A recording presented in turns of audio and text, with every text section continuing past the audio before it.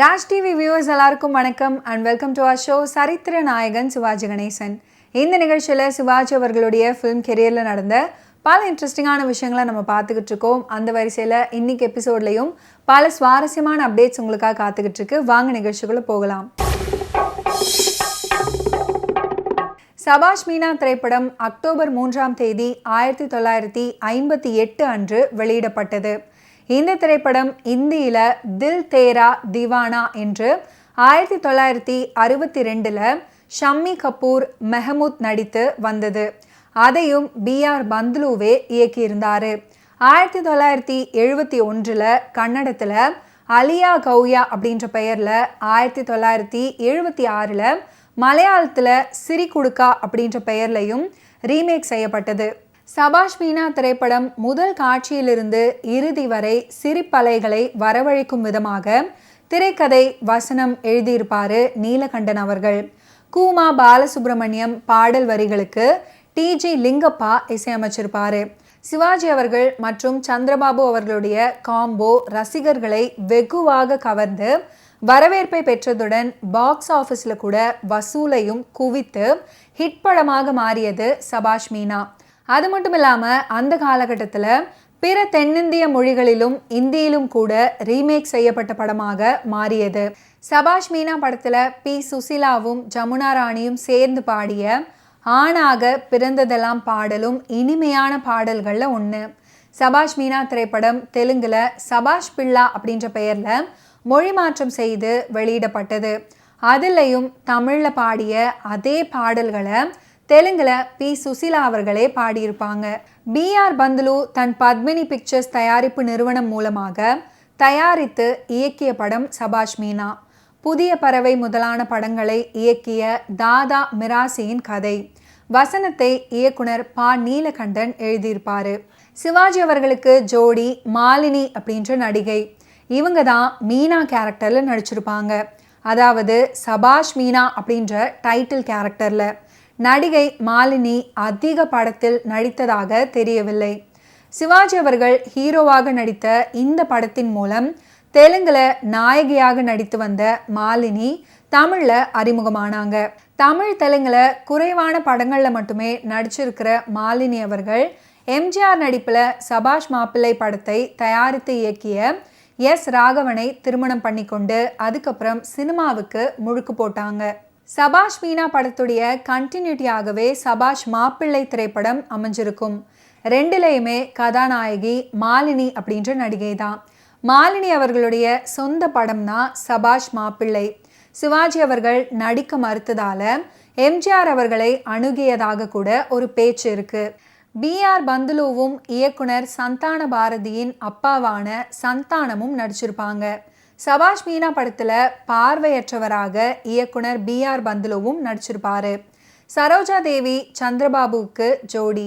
சரோஜா தேவி அவர்கள் 2வது கதாநாயகி. அவங்க சந்திரபாபுவுக்கு ஜோடியாக வேறு எதுலேயுமே நடித்தது கிடையாது. ரங்காராவ் அவர்களுக்கு எக்ஸலண்ட், மார்வலஸ், அதாவது பிரமாதம் அப்படின்னு இங்கிலீஷும் தமிழும் பேசும் ஒரு அப்பா ரோல். குலதெய்வம் ராஜகோபாலுக்கு கொஞ்சம் பெரிய ரோல். மனநிலை பாதிக்கப்பட்டவரின் மகனான குலதெய்வம் ராஜகோபாலையும் கடைசியில் கண்டுபிடிச்சிடுவாங்க. இவரும் சிவாஜியும் சேர்ந்து கொண்டு வீடுகளில் கண்ணாடியை கல்வீசி உடைப்பதும், சிவாஜி அவர்கள் வந்து கண்ணாடி போட்டுவிட்டு காசாக்குவதும், பிறகு மாட்டிக்கொண்டு தருமடி வாங்குவதும் ரகளையாக அமைஞ்சிருக்கும். சபாஷ் மீனா திரைப்படத்தில் இடம் பிடித்திருக்கக்கூடிய மற்றும் ஒரு அற்புதமான பாடல் தான் காணா இன்பம் அப்படின்னு தொடங்கக்கூடிய பாடல். எழுதப்பட்ட பாடலை எந்த ராகத்தில் பொருந்துவது அப்படின்னு யோசித்து அதை அடிப்படையாக கொண்டு வார்த்திடும் இசையமைப்பு பெரும்பாலான பழைய பாடல்களில் காணலாம். சபாஷ் மீனா திரைப்படத்துக்காக தொடுக்கப்பட்ட இந்த பாடல் காணா இன்பம் கனிந்ததேனோ. பாடியிருப்பவர்கள் திரு மோத்தி மற்றும் P. சுசீலா. பாடலை இயற்றியவர் கூமா பாலசுப்ரமணியம். இசையமைத்திருப்பவர் T.G. லிங்கப்பா. எண்ணில் அடங்காத இன்பத்தை அள்ளித்தரும் பாடல் இது.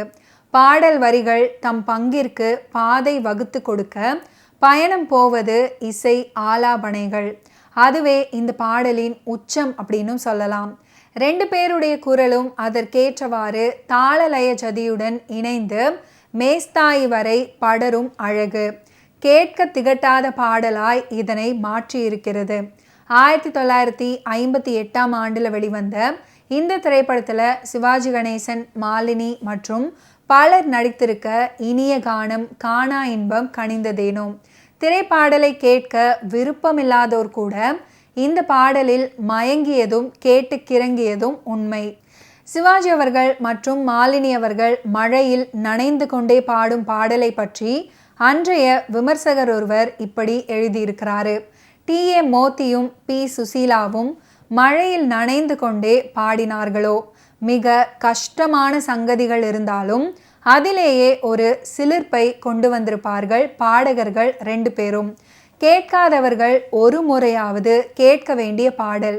டி.ஏ. மோத்தி அவர்கள் வட இந்தியாவை சேர்ந்தவர் அப்படின்னாலும் அதுவரை தமிழில் கேட்காத ஒரு வித்தியாசமான குரல் வேண்டும் அப்படின்றதுக்காக அவரை அழைத்து வந்து பாட வைத்ததாக ஒரு செய்தி இருக்கு.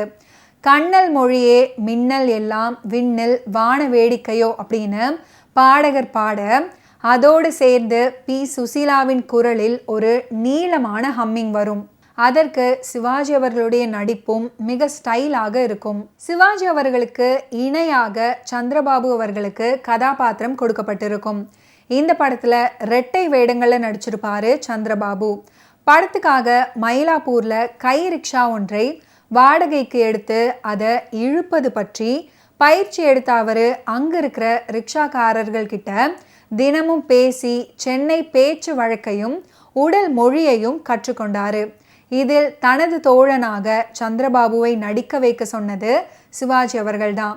இதை கேள்விப்பட்ட சந்திரபாபு, சிவாஜி அவர்கள் என் அருமை தெரிந்தவர், நான் நடிக்க வேண்டுமானால் சிவாஜி அவர்கள்கிட்ட சம்பளத்தை விட ₹1 அதிகம் வேண்டும் அப்படின்னு கூற அப்படியே கொடுத்து நடிக்க வைத்ததாக சொல்வார்கள்.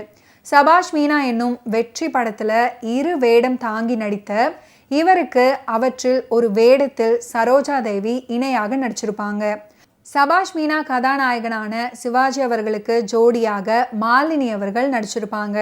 இதை போலவே புதையல் திரைப்படத்துல கதாநாயகன் சிவாஜி கணேசனுக்கு ஈடாக கதாநாயகி பத்மினியை காதலித்து ஏமாற்றமுறும் பாத்திரம் ஒன்றில் திறம்பட நடிச்சிருப்பாரு.